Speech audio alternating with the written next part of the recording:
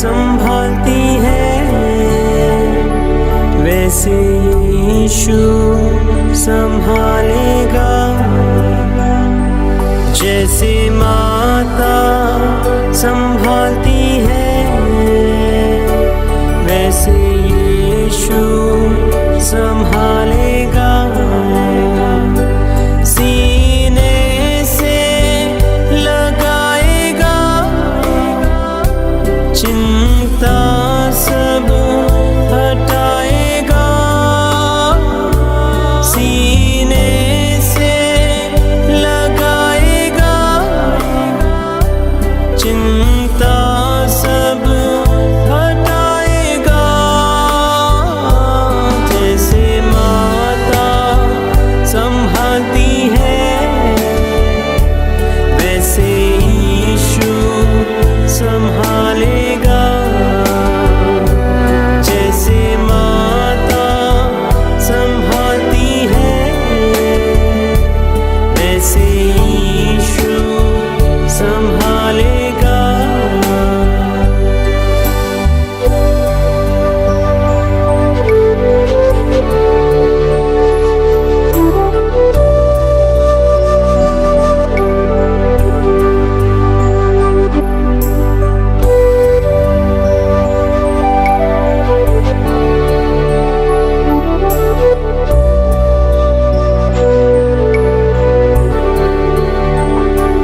हाथ धर के ले जाएगा,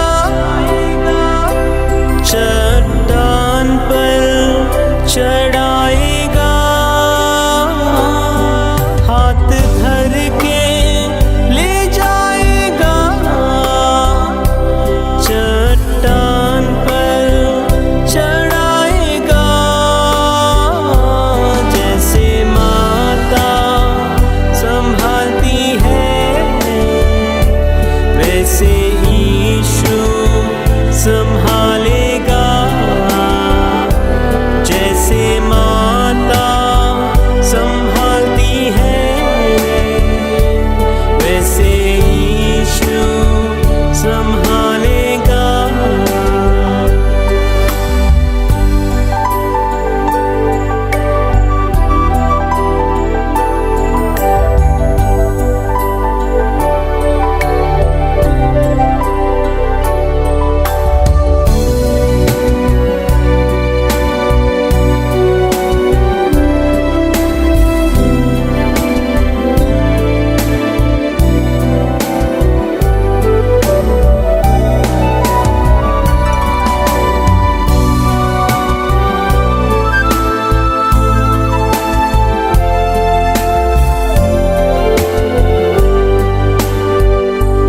मेरे कारण वो घायल हुआ, मेरे पापों को उठा लिया। मेरे कारण वो घायल हुआ, मेरे पापों को उठा लिया। जैसे माता संभालती है, वैसे यीशु संभालेगा। जैसे माता संभालती है, वैसे यीशु संभालेगा। कभी भी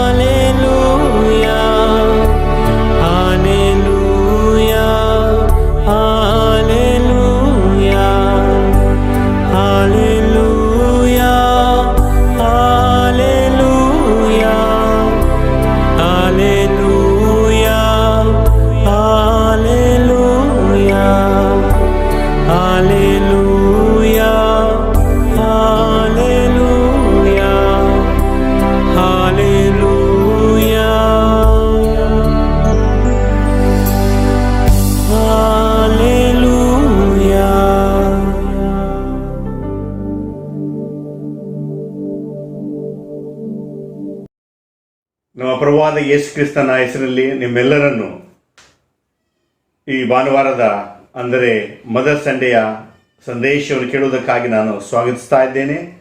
ವಿಶ್ವದ ಎಲ್ಲ ಕಡೆಯಲ್ಲಿ ನಾವು ಮದರ್ ಸಂಡೆಯದಾಗಿ ಆಚರಿಸ್ತಾ ಇದ್ದಾರೆ. ನಾವು ಸಹ ಮದರ್ ಸಂಡೆಯದಾಗಿ ನಾವು ಆಚರಿಸ್ತಾ ಇದ್ದೇವೆ. ಈ ದಿನದ ದೈವ ಸಂದೇಶವನ್ನು ಕೇಳುವುದಕ್ಕಿಂತ ಮುಂಚಿತವಾಗಿ ನಾವು ಪ್ರಾರ್ಥನೆಯಲ್ಲಿ ನಮ್ಮ ಸಮಯವನ್ನು ಕಳೆಯೋಣ. ಪ್ರಾರ್ಥನೆ ಮಾಡಿಕೊಳ್ಳೋಣ. ಪ್ರೀತಿಯಲ್ಲಿ ಐಶ್ವರ್ಯನಾದ ನಮ್ಮ ಪರಮ ಪ್ರೀತಿಯುಳ್ಳ ನಮ್ಮ ತಂದೆಯಾದ ದೇವರೇ, ರಾಜಾದಿ ರಾಜನೇ, ಕರ್ತಾದಿ ಕರ್ತನೇ, ನಿನ್ನ ಪರಿಶುದ್ಧ ಪಾದದಡಿದ ಅವರಲ್ಲಿ ಬಂದು ನಾವು ನಿನ್ನ ವಂದಿಸಿಕೊಂಡು ಆಡ್ತಾ ಇದ್ದೇವೆ. ನಿನ್ನ ವಾಕ್ಯ ಮುಖಾಂತರ ನಮ್ಮೊಂದಿಗೆ ಮಾತನಾಡು ತಂದೆಯೇ. ಈ ದಿನದ ಆರಾಧನೆಯನ್ನು ವಿಶೇಷವಾದ ರೀತಿಯಲ್ಲಿ ನಿನ್ನ ವಾಕ್ಯವನ್ನು ನಿನ್ನ ಪರಿಶುದ್ಧ ಸುಲಭಿಸಿಕೊಡ್ತಾ ಇದ್ದೇವೆ. ಕೇಳಿರ್ತಕ್ಕಂಥ ವಾಕ್ಯ ಮುಖಾಂತರ ನಾವು ನಿನ್ನ ಆಶೀರ್ವಾದವನ್ನು ಪಡೆಯುವಂತೆ ಕೃಪೆ ನೀಡಬೇಕೆಂಬುದಾಗಿ ಬೇಡುತ್ತಾ, ನಿನ್ನ ಆಶೀರ್ವಾದವನ್ನು ನಿನ್ನ ಪ್ರಸನ್ನತೆಯನ್ನು ನಾವು ಕೋರುತ್ತಾ ನಿನ್ನ ನಡೆಸುವುದಾಗಿ ನಾವು ಪ್ರಾರ್ಥಿಸುತ್ತಾ ಈ ಪ್ರಾರ್ಥನೆಯನ್ನು ಯೇಸುವಿನ ದಿವ್ಯನಾಮದಲ್ಲಿ ಬೇಡಿ ಹೊಂದಿದ್ದೇವೆ ತಂದೆಯೇ, ಆಮೇನ್.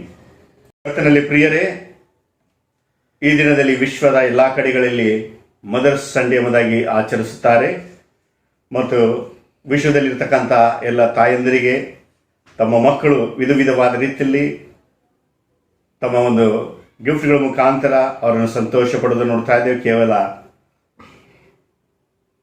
ವೈಯಕ್ತಿಕ ಒಂದು ಗಿಫ್ಟ್ಗಳ ಮಾತ್ರವಲ್ಲದೆ ಸಭೆಗಳು ಸಹ ಗಿಫ್ಟ್ ಕೊಡ್ತಕ್ಕಂಥ ವಿಷಯ ಸಹ ನಾವು ನೋಡ್ತಾ ಇದ್ದೇವೆ. ಈ ಒಂದು ಮದರ್ಸ್ ಡೇ ಅಥವಾ ಮದರ್ಸ್ ಸಂಡೇ ಆರಂಭವಾಗಿರ್ತಕ್ಕಂಥ ಒಂದು ಇತಿಹಾಸ ನೋಡಬೇಕಾದರೆ, ಅಮೆರಿಕದಲ್ಲಿರ್ತಕ್ಕಂಥ ಅನ್ನಾ ಜರ್ವಿಸ್ ಎಂಬಾಕೆಯು ತನ್ನ ತಾಯಿಯನ್ನು 1906ರಲ್ಲಿ ಕಳೆದುಕೊಂಡರು. ಅದಾದ ನಂತರ ಅವರ ತಾಯಿಯ ನೆನಪಿನಲ್ಲಿ ಮದರ್ಸ್ ಡೇ ಎಂಬುದಾಗಿ ಆಚರಿಸುವುದಕ್ಕಾಗಿ ಆಕೆ ಪ್ರಯತ್ನ ಮಾಡಿದಳು. ಅದಾದ ನಂತರ ಎಲ್ಲ ತಮ್ಮ ಸ್ನೇಹಿತರಿಗೂ ಮತ್ತು ತನಗೆ ತಿಳಿದಿರತಕ್ಕಂಥ ಎಲ್ಲ ಜನರಿಗೂ ಪತ್ರಗಳನ್ನು ಬರೆದು ಅವರನ್ನು ಹುರಿದುಂಬಿಸತಕ್ಕಂಥ ವಿಷಯ ನೋಡ್ತಾ ಇದ್ದೇವೆ. ಅದಾದ ನಂತರ 1910ರಲ್ಲಿ ವರ್ಜಿನಿಯಾ ಎಂಬ ಈ ಒಂದು ರಾಜ್ಯದಲ್ಲಿ ಅಫಿಷಿಯಲಿ ಆ ಒಂದು ರಾಜ್ಯವು ಈ ಒಂದು ಮೇ 10 ಅಥವಾ ಮೇ 10ನೇ ತಾರೀಕಿಗೆ ಅವರು ಮದರ್ಸ್ ಡೇ ಎಂಬುದಾಗಿ ಅವರು ಘೋಷಣೆ ಮಾಡಿ ರಜೆ ದಿನ ಎಂಬುದಾಗಿ ಸಹ ಅದನ್ನು ಘೋಷಣೆ ಮಾಡಿರ್ತಕ್ಕಂಥ ವಿಷಯ ನೋಡ್ತಾ ಇದ್ದೇವೆ.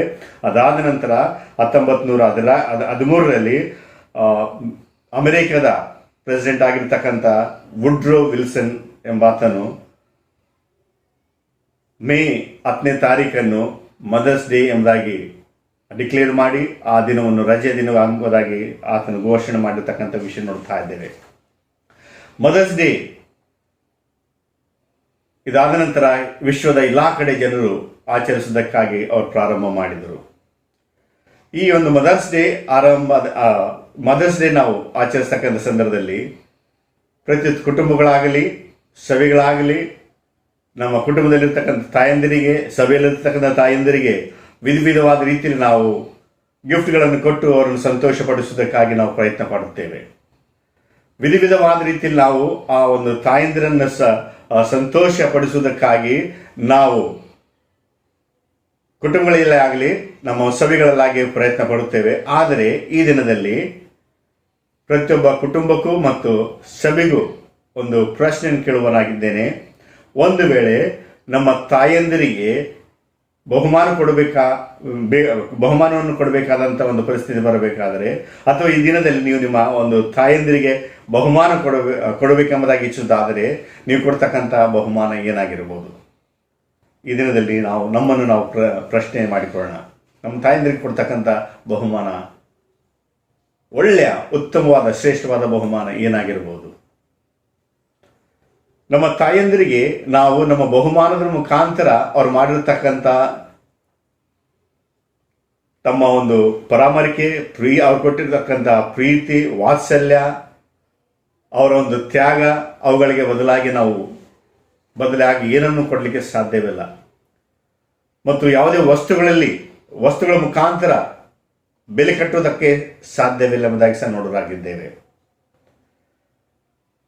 आज के दिन पूरे विश्व में मदर्स संडे मनाया जाता है और विश्व के हर एक व्यक्ति आज के दिन अपने अपने माताओं को अलग अलग तरीके से गिफ्ट देकर अपने माताओं को खुश करने के लिए खुश करने के लिए कोशिश करते हैं। और यदि ये जो मौका मुझे और आपको यदि मिलता है तो हमारे माताओं को खुश करने के लिए मैं और आप अपने माताओं के लिए क्या गिफ्ट दे सकते हैं, ये बातें हमें सोचने का ये समय है।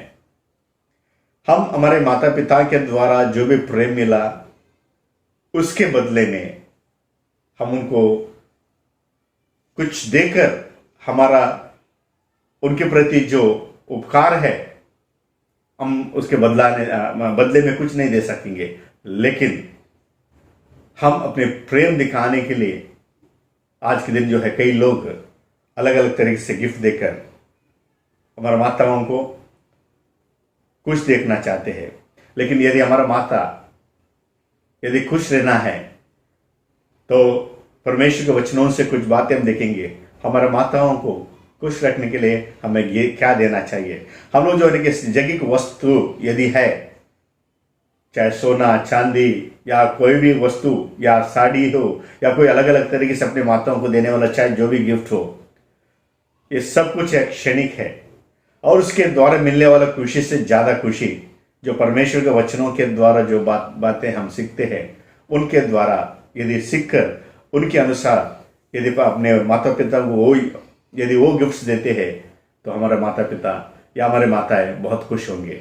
सबसे पहला हमारे माताओं को यदि गिफ्ट देना है तो सबसे बड़ा गिफ्ट वो होता है कि हमारा माताओं के लिए आज्ञाकारिता होना है, उनके आज्ञाओं का पालन करना है। ಒಬಿಡಿಯನ್ಸ್, ವಿಧೇಯತೆ ನಮ್ಮ ತಾಯಂದಿರಿಗೆ ಕೊಡ್ತಕ್ಕಂಥ ಉತ್ತಮವಾದ ಒಂದು ಗಿಫ್ಟ್ ನೋಡಬೇಕಾದರೆ ನಮ್ಮಿಂದ ಅಪೇಕ್ಷೆ ಮಾಡ್ತಕ್ಕಂಥ ಅತಿ ವಿಶೇಷವಾದ ವಿಷಯವೆಂದರೆ ವಿಧೇಯತೆ. ನಮ್ಮ ತಂದೆ ತಾಯಿಯವರು ವಿಶೇಷವಾದರಲ್ಲಿ ತಾಯಂದಿರು ನಮ್ಮಿಂದ ಅಪೇಕ್ಷಿಸ್ತಕ್ಕಂಥ ಮುಖ್ಯವಾದ ವಿಷಯ ನೋಡಬೇಕಾದ್ರೆ ವಿಧೇಯತೆ. ಅವ್ರು ಹೇಳಿರ್ತಕ್ಕಂಥ ಮಾತುಗಳನ್ನು ಕೇಳ್ತಕ್ಕಂಥದ್ದು, ಅವರ ಆಜ್ಞೆಗಳನ್ನು ಪಾಲಿಸ್ತಕ್ಕಂಥದ್ದು, ಅದು ವಿಶೇಷವಾದದ್ದು ನೋಡ್ತಾ ಇದ್ದೇವೆ. ಎಫೆಸದವರು ಬರೆದ ಪತ್ರಿಕೆ 6ನೇ ಅಧ್ಯಾಯ 1ನೇ ವಚನದಲ್ಲಿ ನೋಡ್ತಾ ಇದ್ದೇವೆ, ಮಕ್ಕಳೇ ನಿಮ್ಮ ತಂದೆ ತಾಯಿಯವರ ಮಾತುಗಳನ್ನು ಕೇಳಿರಿ ಎಂಬುದಾಗಿ ಹೇಳ್ತಕ್ಕಂಥ ವಿಷಯ ನೋಡ್ತಾ ಇದ್ದೇವೆ. ಅದೇ ರೀತಿಯಲ್ಲಿ ನಾವು 10 ಆಜ್ಞೆಗಳಲ್ಲಿ ಒಂದು ಆಜ್ಞೆಯನ್ನು ನೋಡ್ತಾ ಇದ್ದೇವೆ, ನೀವು ನಿಮ್ಮ ತಂದೆ ತಾಯಿಯವರನ್ನು ಸನ್ಮಾನಿಸಬೇಕೆಂಬ ಈ ಒಂದು ವಾಕ್ಯವನ್ನು ಸಹ ನಾವು ನೋಡಲಾಗಿದ್ದೇವೆ. ಮತ್ತು ಎಲ್ಲ ವಿಷಯಗಳು ನೋಡಬೇಕಾದರೆ ನಾವು ನಮ್ಮ ತಂದೆ ತಾಯಿಯವರನ್ನು ಸನ್ಮಾನಿಸುವುದಾಗಲಿ ನಮ್ಮ ತಂದೆ ತಾಯಿಯವರಿಗೆ ವಿಧೇಯರಾಗಿರ್ತಕ್ಕಂಥದ್ದು ಬಹಳಷ್ಟು ಅತಿ ಮುಖ್ಯವಾಗಿರ್ತಕ್ಕಂಥ ವಿಷಯ. ಮತ್ತು ನಮ್ಮ ತಾಯಂದಿರಾಗಲಿ ನಮ್ಮ ತಂದೆಯವರಾಗಲಿ ನಮ್ಮಿಂದ ಅಪೇಕ್ಷಿಸ್ತಕ್ಕಂಥ ಮುಖ್ಯವಾದ ವಿಷಯ ನೋಡಬೇಕಾದರೆ ನಮ್ಮ ವಿಧೇಯತೆ ಅಥವಾ ಒಬಿಡಿಯನ್ಸ್. ಅದೇ ರೀತಿಯಲ್ಲಿ ಯೇಸು ಕ್ರಿಸ್ತನು ಸಹ ತನ್ನ ತಾಯಿಗೆ ವಿಧೇಯನಾಗಿರ್ತಕ್ಕಂಥ ಮಗನಾಗಿದ್ದನು ಮತ್ತು 30 ವರ್ಷಗಳ ಕಾಲ ಆತನು ತನ್ನ ತಂದೆ ತಾಯಿಯವರೊಂದಿಗೆ ತನ್ನ ಸಮಯವನ್ನು ಕಳೆದು ಆತನು ತಮ್ಮ ತಂದೆ ತಾಯಿಯವರ ಸೇವೆಯನ್ನು ಮಾಡಿರ್ತಕ್ಕಂಥ ವಿಷಯ ನೋಡ್ತಾ ಇದ್ದೇವೆ. ಆತನು ಮಾಡಿರ್ತಕ್ಕಂಥ ಜನರಿಗೆ ಮಾಡಿರ್ತಕ್ಕಂಥ ಸೇವೆ 3.5 ವರ್ಷ ಕಾಲ, ಆದರೆ ಆತನ 30 ವರ್ಷ ಕಾಲ ಆತನು ತನ್ನ ತಾಯಿಯೊಂದಿಗೆ ಮತ್ತು ಕುಟುಂಬದೊಂದಿಗೆ ತಮ್ಮ ಸಮಯವನ್ನು ಕಳೆದಿರ್ತಕ್ಕಂಥ ವಿಷಯ ನೋಡುತ್ತಾ ಇದ್ದೇವೆ. ಎರಡನೇದಾಗಿ ನೋಡಬೇಕಾದರೆ ನಮ್ಮ ತಾಯಿಯವರಿಗೆ ಕೊಡ್ತಕ್ಕಂಥ ಎರಡನೇ ಗಿಫ್ಟ್ ನೋಡಬೇಕಾದರೆ ನಮ್ಮ ತಾಯಿಯವರಿಗೆ ನಾವು ಗೌರವ ಮಾನ ಮರ್ಯಾದೆ ಕೊಡ್ತಕ್ಕಂಥದ್ದು. ನಾವು ನಮ್ಮ ತಂದೆ ತಾಯಿಯವರಿಗೆ ಸಲ್ಲಿಸ್ತಕ್ಕಂಥ ಮಾನ ಮರ್ಯಾದೆ ಅವರಿಗೆ ಭಾಳಷ್ಟು ಸಂತೋಷ ತರ್ತಕ್ಕಂಥ ಒಂದು ವಿಷಯವಾಗಿದೆ. ಈಗಿನ ಕಾಲದಲ್ಲಿ ನಮ್ಮ ತಂದೆ ತಾಯಿಯವರಿಗೆ ನಾವು ಮಾನ ಮರ್ಯಾದೆ ಕೊಡದೇ ಇರತಕ್ಕಂಥ ಒಂದು ದಿನಗಳಲ್ಲಿ ನಾವಿದ್ದೇವೆ.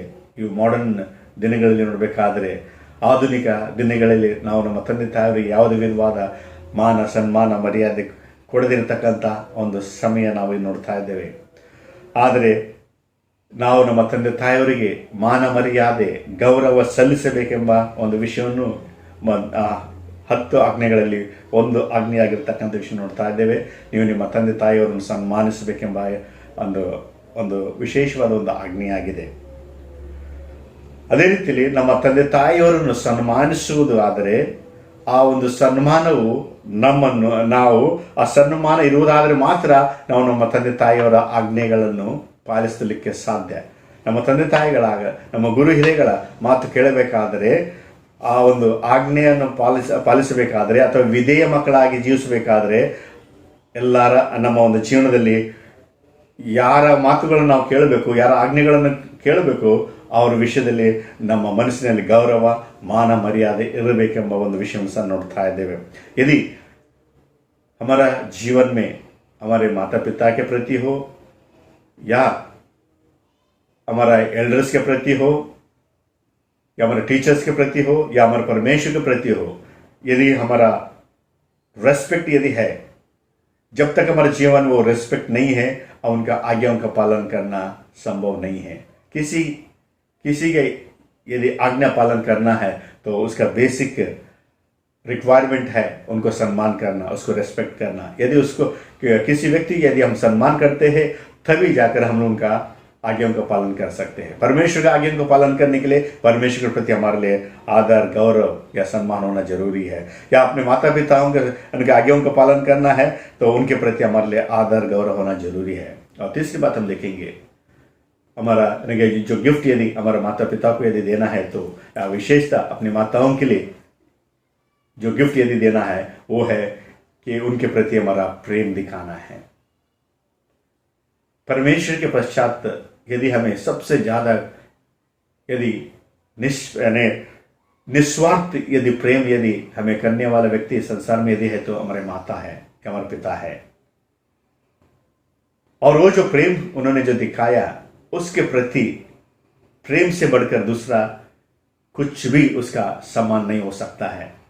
जो प्रेम अपने माता ने जो हमारे लिए आज तक हमें दिखाया है उसके बदले में क्या हमें यानी कि किस प्रकार हम लोग उसको यानी कि जो उस प्रेम के बदले में हमने क्या दिया है, आज के दिन अपने आप को जांचना है.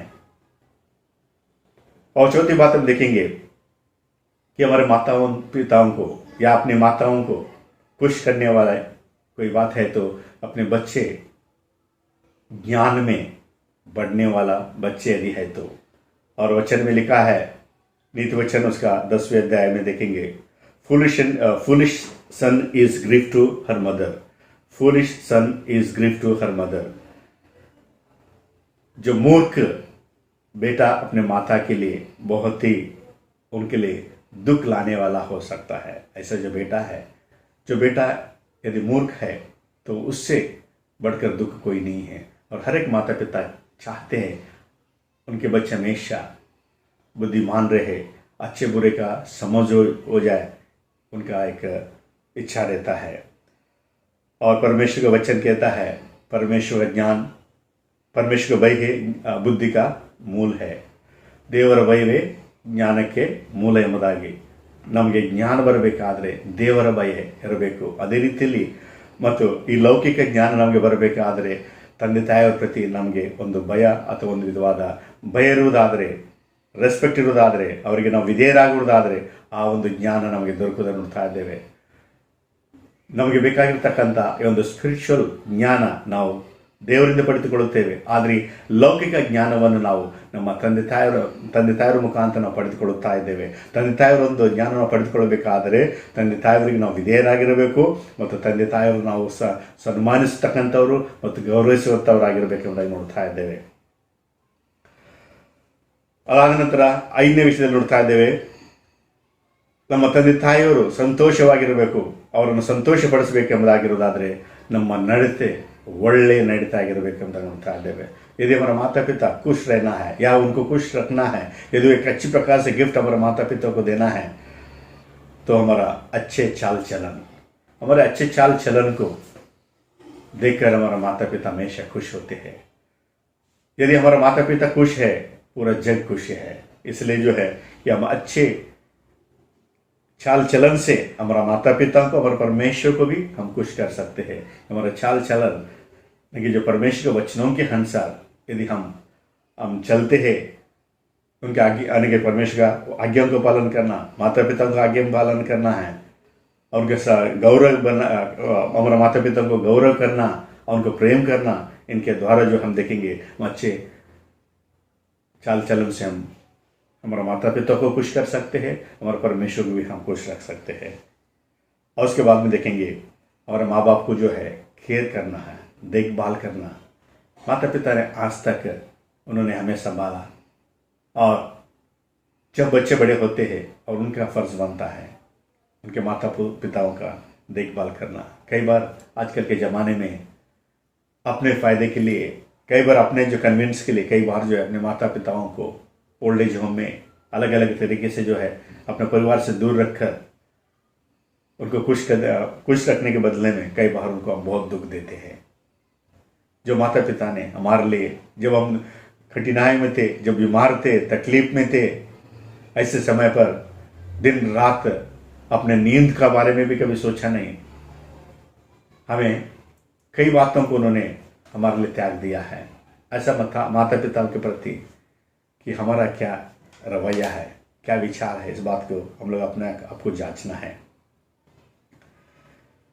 और जब माता पिता बुजुर्ग होते हैं उनको समझना बहुत इम्पोर्टेंट है और उनकी ज़रूरतों को भी जानना जरूरी है। जैसा देखेंगे जब बच्चे बोलने को भी जब आते नहीं है उस वक्त बोलने से पहला माता ये जानते हैं बेटे को या बेटी को क्या ज़रूरत है।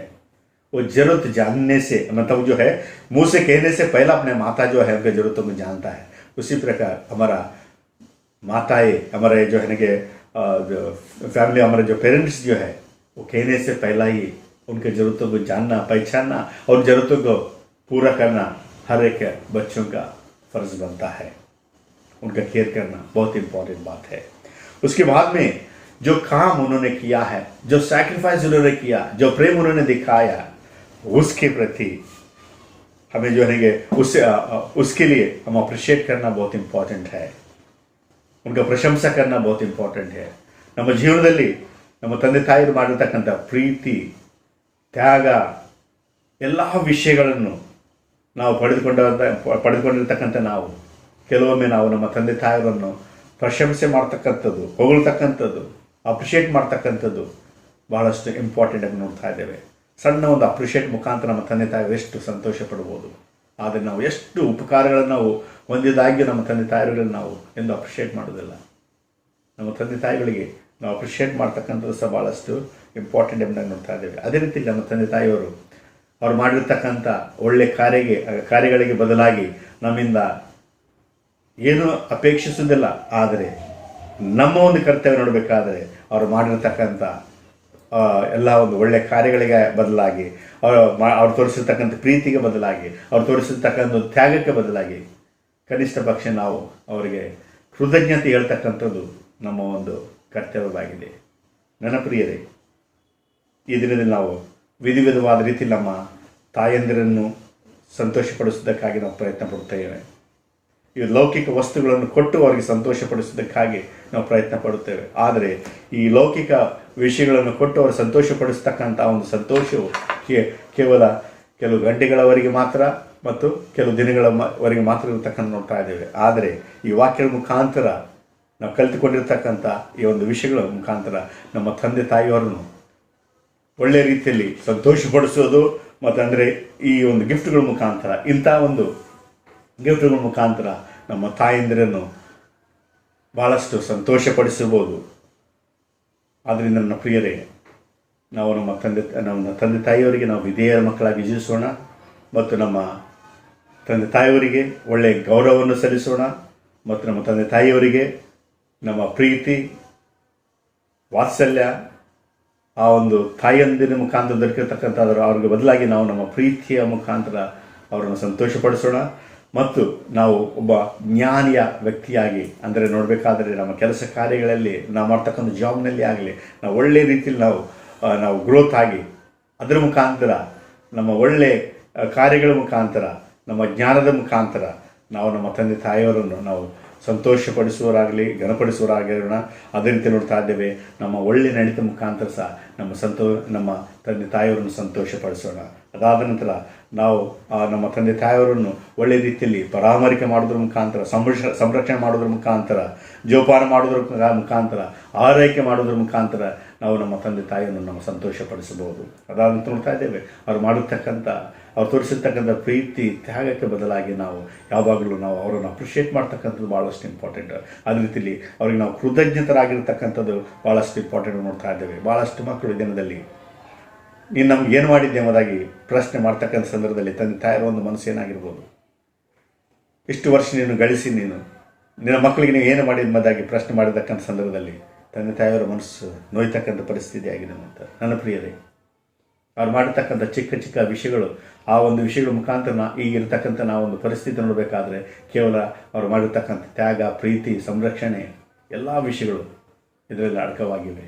ಅವುಗಳಿಗೆ ಬದಲಾಗಿ ನಾವು ನಮ್ಮ ತಂದೆ ತಾಯಿಯವರು ಈ ದಿನದಲ್ಲಿ ನಾವು ದೇವರ ವಾಕ್ಯದಿಂದ ಬಂದಿರತಕ್ಕಂಥ ಈ ಒಂದು ಬಹುಮಾನಗಳ ಮುಖಾಂತರ ನಮ್ಮ ತಂದೆ ತಾಯಿಯವರನ್ನು ಸಂತೋಷಪಡಿಸೋರಾಗಿರೋಣ. ದೇವರು ಇಂದು ವಾಕ್ಯಗಳನ್ನು ಆಶೀರ್ವದಿಸಲಿ. Thank you.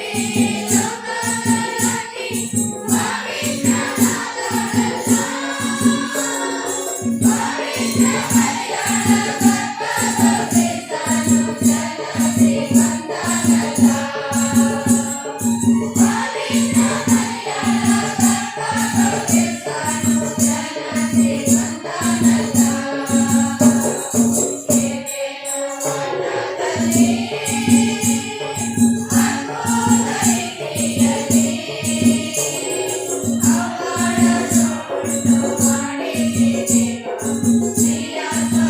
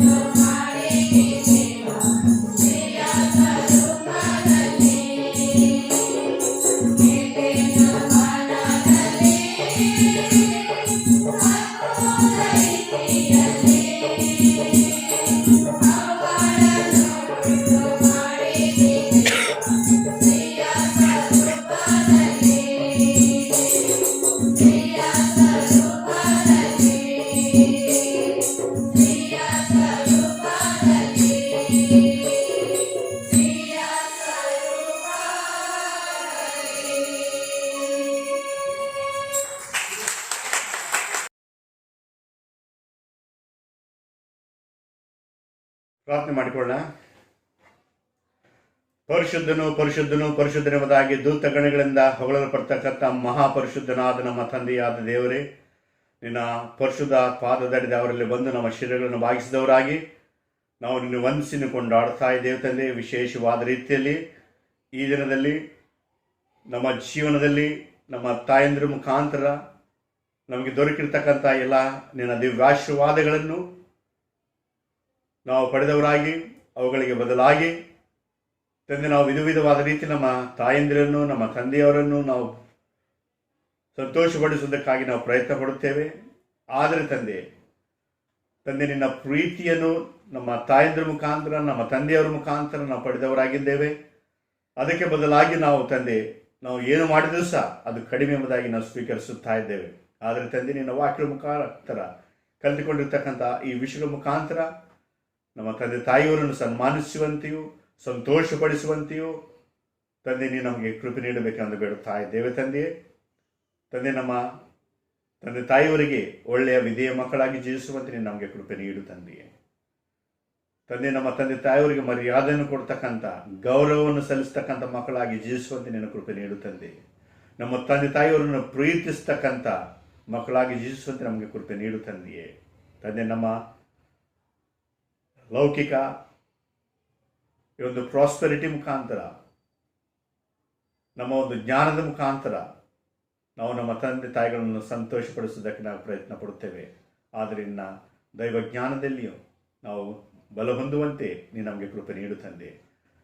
ನಿನ್ನ ಒಂದು ರಕ್ಷಣೆ ಪಡೆದಂಥ ಮಕ್ಕಳಾಗಿ ಜೀವಿಸಿ ತಂದೆ ನಿನ್ನ ದೈವ ಜ್ಞಾನದಲ್ಲಿ ನಾವು ಬಲ ಹೊಂದುವಂತೆ ನಿನ್ನ ಕೃಪೆ ನೀಡಬೇಕೆಂದು ಬೇಡುತ್ತಾ ಇದ್ದೇವೆ. ಅದೇ ರೀತಿಯಲ್ಲಿ ತಂದೆ ನಮ್ಮ ಒಳ್ಳೆಯ ನಡತೆಯ ಮುಖಾಂತರ ನಾವು ನಮ್ಮ ತಾಯಂದಿರನ್ನು ನಮ್ಮ ತಂದೆಯವರನ್ನು ಅವರನ್ನು ಸಂತೋಷಪಡಿಸುವಂತೆ ನಿನ್ನ ಕೃಪೆ ನೀಡಬೇಕೆಂದು ಬೇಡುತ್ತಾ ಇದ್ದೇವೆ ತಂದೆ.